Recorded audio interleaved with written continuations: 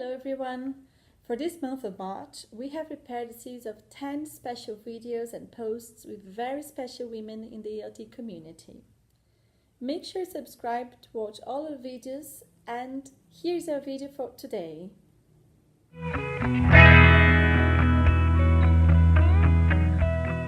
Hello, I'm Leonora Haranaka, and here today I am with Dani You. Hello. Dani, be very welcome to Talking EFL. Thank you for the invitation. Dani currently works at Cultura Inglesa São Paulo as an academic coordinator, and she's also responsible for teacher development and teaching qualification courses such as Delta, South P, Celta and South S. She's an amazing teacher trainer, and she has extensive experience with bilingualism, right? And so it's a pleasure to have you, Dani. Thank you. So, Dani, what are your areas of interest in ELT? I'm particularly interested in continuing professional development, and also as I'm responsible for teacher development, I am interested in anything that relates to teacher development, teacher training, teacher education. Okay, and when you talk about teacher education and you're trying to reach many new teachers, what would you tell them in terms of how to start their careers or how to develop as a teacher? What things would you tell them are necessary? I think regardless whether you are a novice teacher starting now in the profession or whether you're an experienced teacher, I think one of the best way of to work on your own development as a professional is through communities of practice. What do I mean by communities of practice? They are communities such as BRELT, Brastiso, or like IATEFL 6 or 6 in different contexts, or forums or webinars or different forms, in a way that teachers can get together or professionals can get together because they have a common interest in a particular subject, and they can reflect or they can upon their practice based on discussions, based on readings, based on findings through their action research. But the key here in terms of communities of practice is that teacher learning is not really kind of formal, such as in a course, for instance. Mm-hmm. So you don't have to attend sessions or do some teaching practice, such as I'm describing here, CELTA, for example, yeah? Mm-hmm.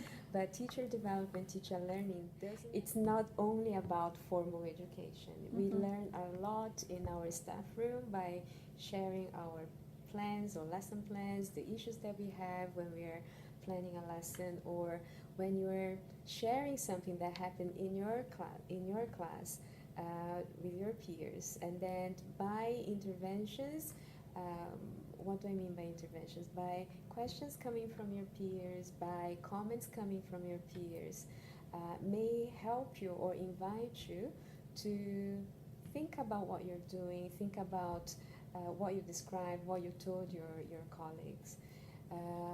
In a way, it's by sharing your experience and listening to the other people's experience, reflecting upon your practice based on, not only based on, but in light of the readings or other courses that you take. Mm-hmm.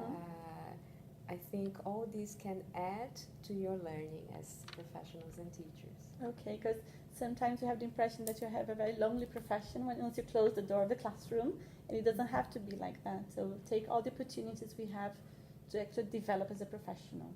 Exactly, yeah. Exactly. And don't get me wrong, I'm not saying the courses that we have available, especially the ones offered by Cambridge, such as CELTA, CELT P, Delta, now we also have Train the Trainer.